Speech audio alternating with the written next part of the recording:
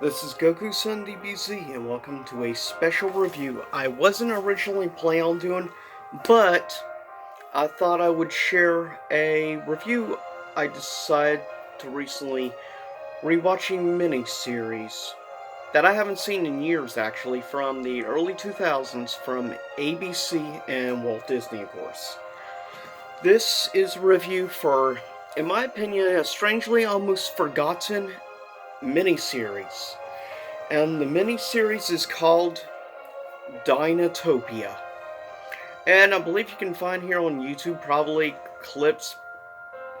Quickly address, there was actually a branch off show off of this miniseries, which was 3 nights long, total about 6 hours.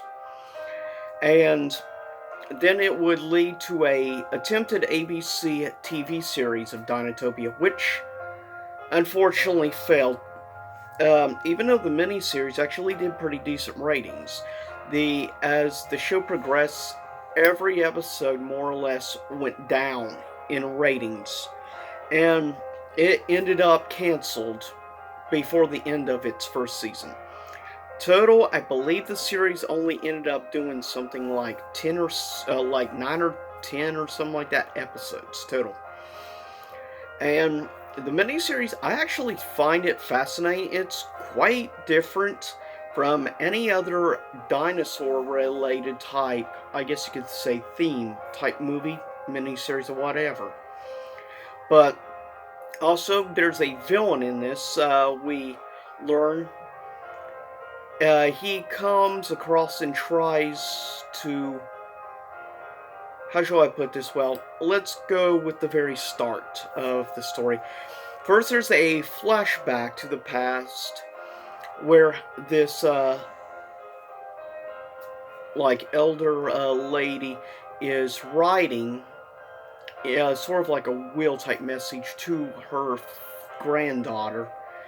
Someday, once she became of age, would end up inheriting, like, one of her pride and joy items. It's called the Sunstone. Also, we then cut to an airplane, see two brothers and their dad going on an air flight, and let's just say things turn out bad. The plane crashes in the ocean, they make it to shore, they don't know what happened to their dad. So, and they come across this explosion on this, island, and they meet this supposed archaeologist, which was using dynamite. Now, the biggest surprise here is the actor who plays this so-called archaeologist. He's more or less the villain, you could say, of the miniseries, and more specifically, you probably know this actor by another specific role. Better well known in the Harry Potter movie franchise. This actor did a particular role, you probably know the character. Uh, Professor Lupin, which of course transforms into a werewolf.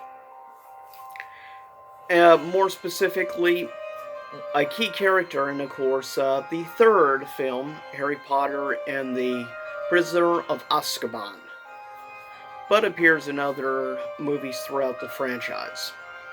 But yeah, he's actually, I think, plays a good, not so trustworthy type individual, but he ends up saying that they are in Dinotopia. This island that's more or less apparently about 100 miles or so. A large, pretty massive size island, needless to say, but no one has apparently supposedly ever escaped the island because of a treacherous reef that surrounds the entire land. So that way no one can escape Dinotopia.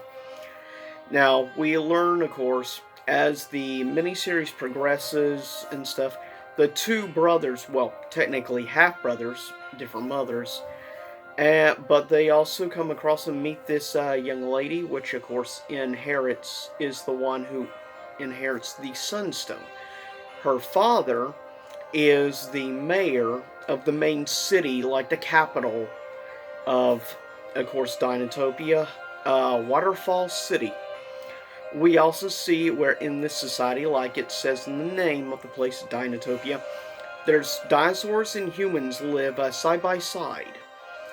In It's an interesting world. Like for instance, they mention like the codes of Dinotopia. For instance, no weapons of any kind are allowed. No killing is forbidden, even in self-defense. Yeah, it's very much a lot of their beliefs and stuff. Kind of on certain aspects, kind of reminds me a little bit of communism, a little bit on certain aspects.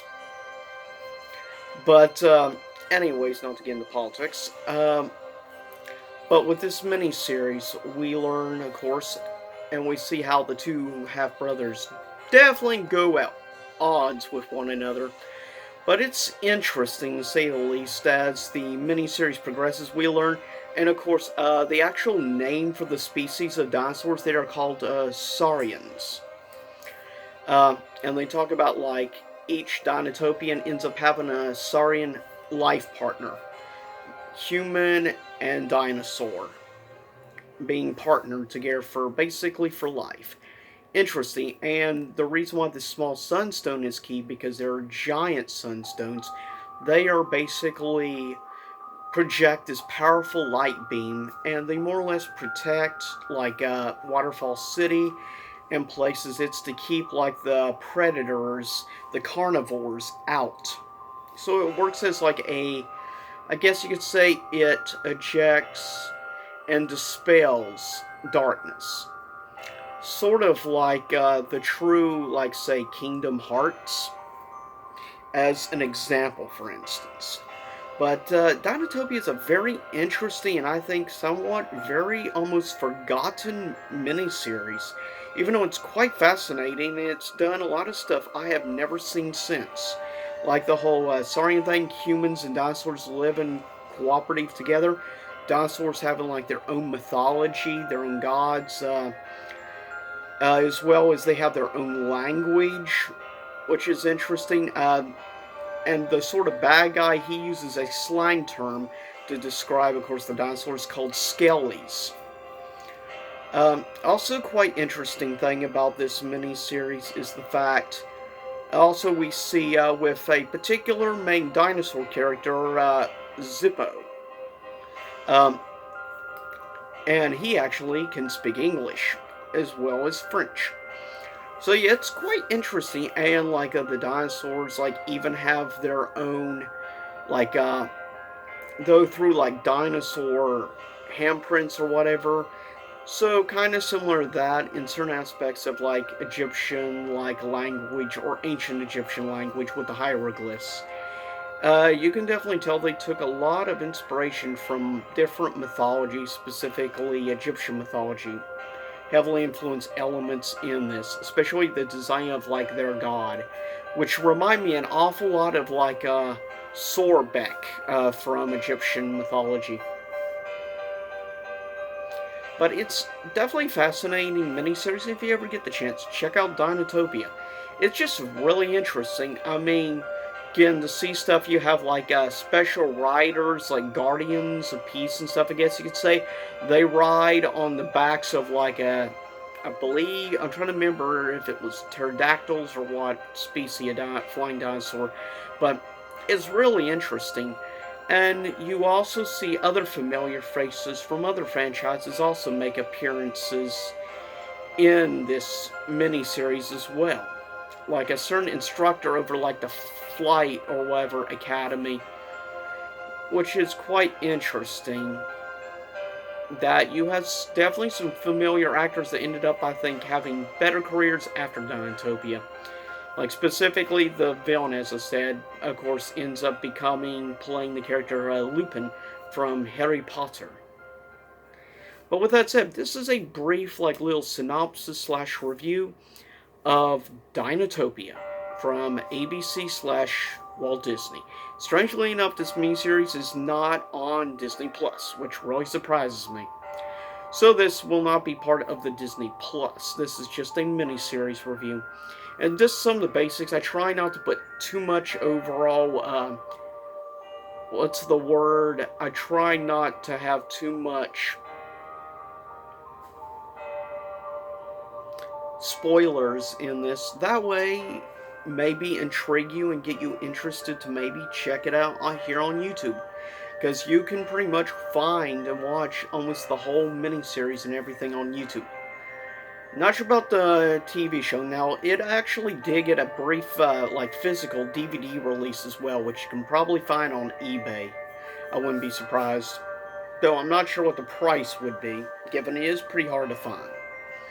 But with that said, this was a brief little miniseries slash review of Dinotopia. In my opinion, a very much almost forgotten, in my opinion, gem of a miniseries that I feel deserves a little bit more praise and recognition than unfortunately it got. But that's the way. There's a lot of miniseries out there that Disney created over the years that unfortunately have ended up forgotten. Some get lucky and get years later respected and remembered fondly. Strangely enough, nostalgia doesn't seem to have the same influence or effect on this miniseries, unfortunately. Anyways, I'll see everyone out there next time. Same YouTube time, same YouTube channel. And of course, in a couple of days, happy 2020.